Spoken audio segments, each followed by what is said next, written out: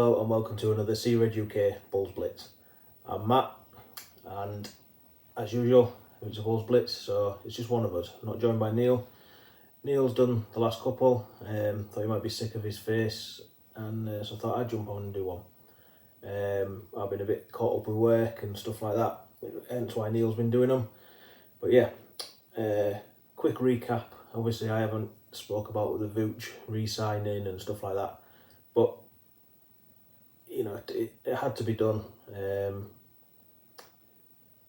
You know, there was no other option. We couldn't let him walk for nothing. 60 million over 3 years, good deal if you ask me. And at least we got it done early.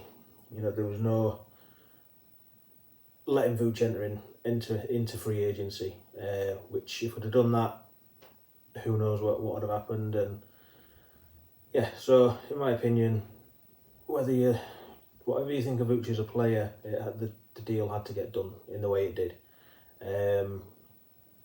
You know, now I've said time and time again that I get frustrated by Vuce, but it's not actually Vuce, it's more the way the team play him. But look, I've been saying for a long time that they were going to run things back, and that was the first part, I guess. Obviously the next video that Neil put out was about Andre Drummond.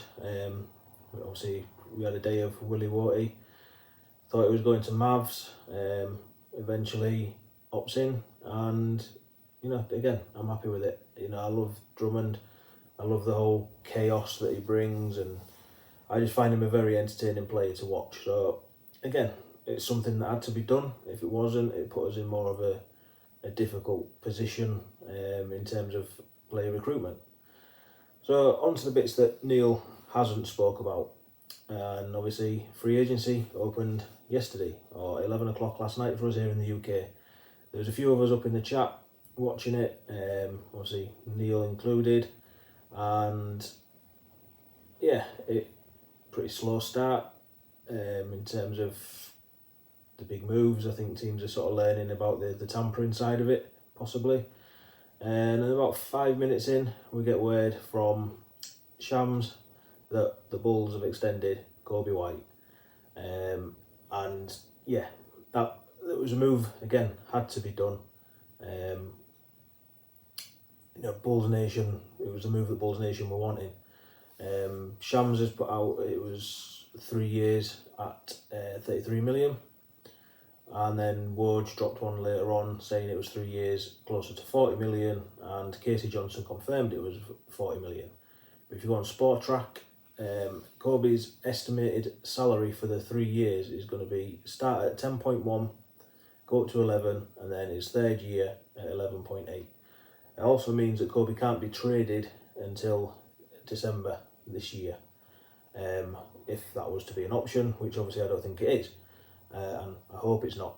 You know, anyone who listens to our podcast regularly knows that I'm a big fan of Coby, big fan of what he did last year. I was on the Coby train all last year, and he's proved himself. And if anything, he's only going to get better this year. You know, he's still working with the same coach and everything like that. And I think he's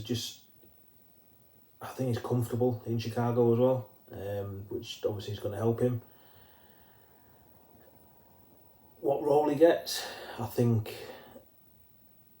personally think he's better coming off the bench. And I've said that all along. I know a lot of Bulls fans are kind of wanting him to get that starting role. Look, we've tried it before with him, it didn't quite work, but then he's developed his game another couple of years down the line now, and it could work. You know, it's one of them. We tried it with Ayo last year, didn't work. Eventually brought in Pat Bev, and Coby was cooking from the bench. So yeah, I just think, to me, Coby's better off the bench. Obviously that takes us into the next move that Bulls made, and it was dropped by, I can't remember if it was Shams or Woj first, but Jevon Carter from Milwaukee Bucks is coming home, and that's how he actually worded it on his own Instagram. I'm coming home. And Bulls have reportedly agreed to a 3-year, 20 million deal. Again, Sport Track's estimations, 6.3, 6.6, 6.9 as his contract goes on. Obviously, these contracts can't officially be signed until the 7th of July. I guess that's when we'll probably get the more details on them. But Jevon Carter, 81 games last year for Milwaukee Bucks, 39 starts, and that's the most in his career.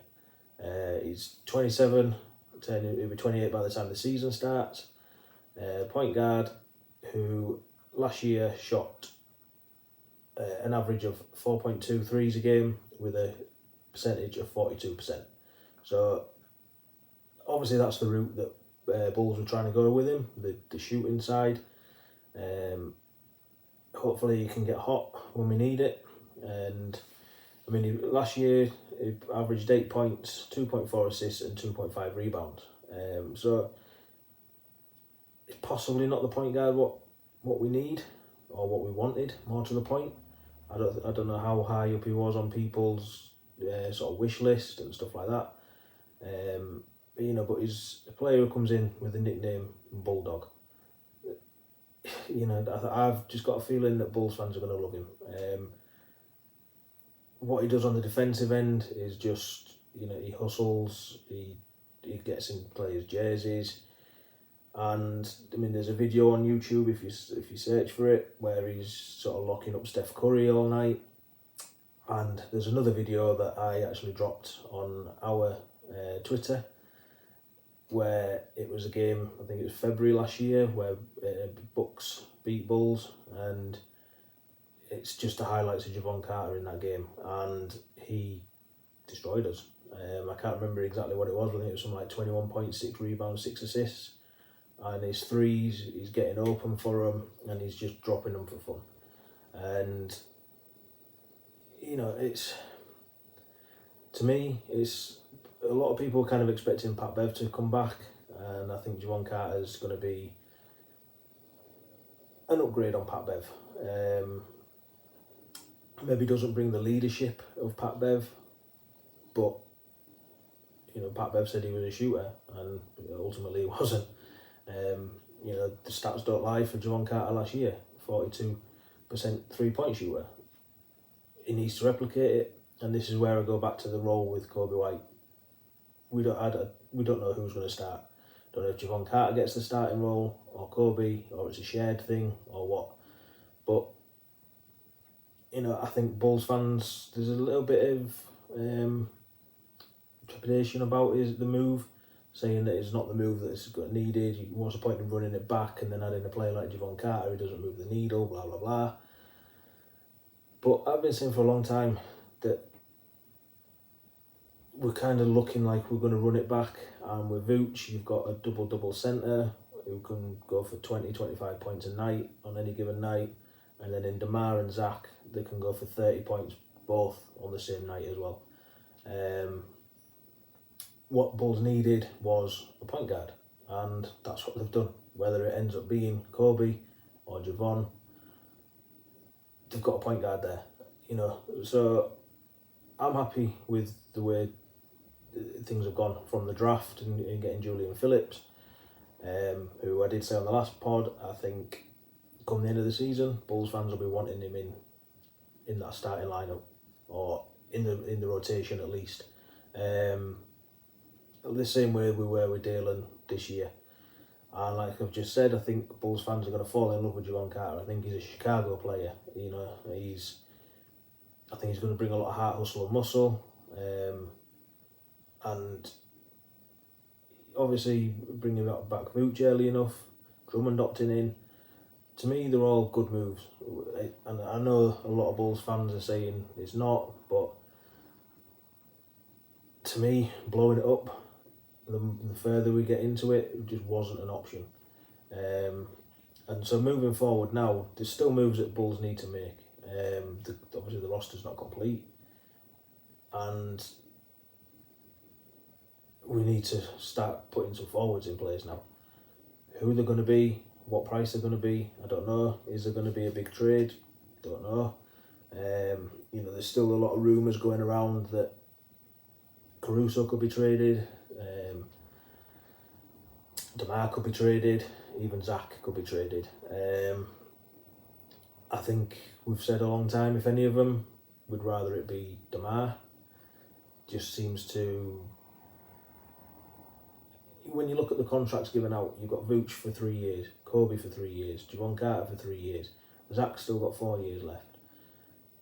I think the way AK's looking at it, he's got this window now. You know, he's brought in players like P. Will, Dale Terry, Julian Phillips. You know, and if you go down into the two ways, Sanogo and Lewis. To me, DeMar just doesn't fit in that window anymore. You know, he's got a year left on his deal, so unless they're going to extend him, to me, they've got to trade him. Whether it's now or trade deadline, who knows? But yeah, I mean, I don't know. I just don't know which way they're going to go with the rest of free agency. They do need a move. Otherwise, it is literally running it back with Jevon Carter, and I don't think that's going to appease the Bulls nation enough. There's still more shooting that can be added as well. There's a list of obviously people still on free agency list as well. Do they appeal to Bulls? Who knows? The rumours, obviously Mo Bamba for Caruso. You know, they're coming from people like Jake Fisher, and I don't know how much he's actually got right with these rumours that he's been putting out there for Yahoo Sports, but I'd say not many. You know, apparently yesterday we were getting Monte Morris, but he's gone to Pistons. You know, it all comes league sources, league execs, whatever it is they say. And a lot of these stories about Bulls players come out from somebody who's covering the Knicks or Nets or Sixers or whatever.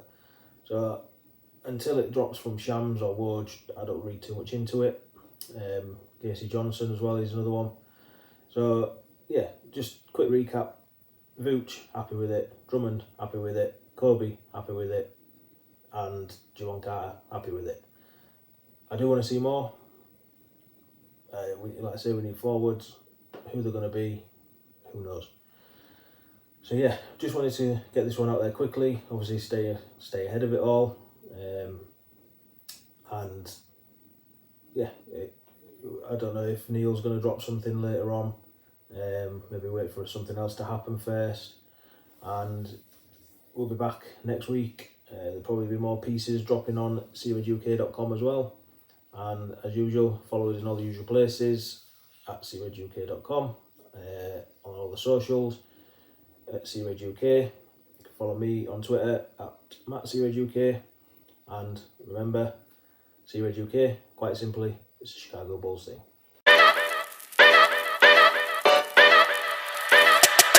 Yo!